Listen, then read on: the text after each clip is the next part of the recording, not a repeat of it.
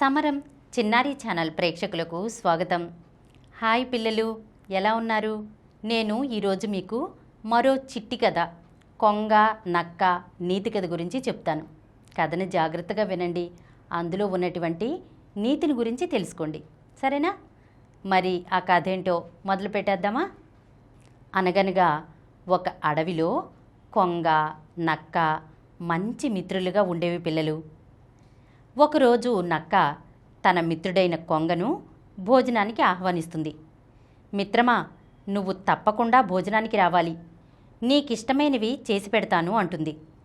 దానికి కొంగ, నువ్వు అంతలా చెప్పాలా మిత్రమా, నేను తప్పకుండా వస్తాను, మనం కబుర్లు చెప్పుకుంటూ హాయిగా గడుపుదాం అంటుంది కొంగ సంతోషంగా. సాయంత్రం నక్క భోజనం తయారు చేయడం మొదలు పెడుతుంది. నక్కకు అత్యాశ ఎక్కువ. కొంగనైతే భోజనానికి పిలిచింది, కానీ అది ఎక్కువ తినేస్తుందేమోనని భయం పట్టుకుంది. తీవ్రంగా ఆలోచించి ఒక పథకం సిద్ధం చేసుకుంటుంది. సమయానికి కొంగ నక్క ఇంటికి వస్తుంది. అబ్బా, ఘుమఘుమల వాసనలు వస్తున్నాయి, వెంటనే తినేయాలని నోరూరిపోతుంది అని అంటుంది కొంగ. దానికి నక్క, ఒక్క క్షణం ఆగు మిత్రమా, వెంటనే సిద్ధం చేస్తాను అని హడావుడి చేస్తుంది.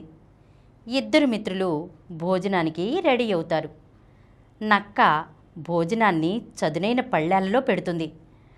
పళ్ళెం అలా చదునుగా ఉండడంతో కొంగ తన పొడవైన ముక్కుతో తినలేకపోతుంది. పాపం, ఏదో కష్టపడుతూ కొంచెం కొంచెం ప్రయత్నించినా అస్సలు సాధ్యపడలేదు. నక్క మాత్రం పళ్ళెం మొత్తం ఖాళీ చేసేస్తుంది. ఇక కొంగ నిరాశగా ఆకలితోనే ఇంటికి వెళ్ళిపోతుంది. కొంగ భోజనం కూడా తనకే మిగిలిపోయిందని నక్క చాలా ఆనందపడుతుంది. ఇలా కొన్ని రోజులు గడుస్తాయి. ఈసారి కొంగ నక్కని భోజనానికి పిలుస్తుంది. అప్పుడు నక్క, తప్పకుండా వస్తాను మిత్రమా అంటుంది. అనుకున్న సమయానికంటే ముందే నక్క కొంగ ఇంటికి వెళ్తుంది. వంట సువాసనలతో ఘుమఘుమలాడుతోంది. ఇక ఆగడం నా వల్ల కాదు, తొందరగా తినేద్దాం రా మిత్రమా అని హడావుడి చేస్తుంది నక్క. అప్పుడు కొంగ, తొందరపడకు మిత్రమా అని తను చేసిన ఆహారాన్ని 2 పొడవాటి కోజాల్లో ఉంచుతుంది. కోజా పొడవుగా ఉండడంతో అందులోకి తలపట్టక నక్క తినలేకపోతుంది.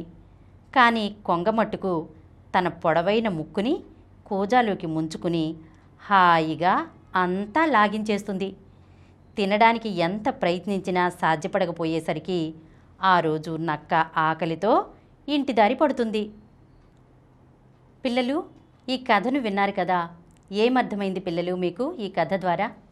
పిల్లలు, మనం ఎవ్వరిని ఇంటికి భోజనానికి పిలిచి అవమానించడం కరెక్ట్ కాదు.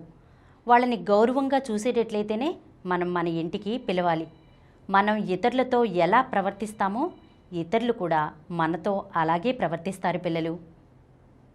ఇలాంటి మరొక చిట్టి కథతో వచ్చే ఎపిసోడ్లో కలుసుకుందాం.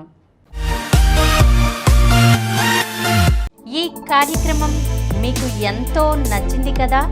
ఇటువంటి మరిన్ని వీడియోల కోసం అనతి కాలంలోనే 20 కోట్లకు పైగా వ్యూస్ సాధించిన సమరం ఛానల్ సమర్పించు సమరం చిన్నారి ఛానల్కు సబ్స్క్రైబ్ చేయండి, లైక్ చేయండి, మీ ఫ్రెండ్స్కి షేర్ చేయండి. అలాగే ప్రక్కనున్న గంట సింబల్ని ప్రెస్ చేయడం మర్చిపోకండి.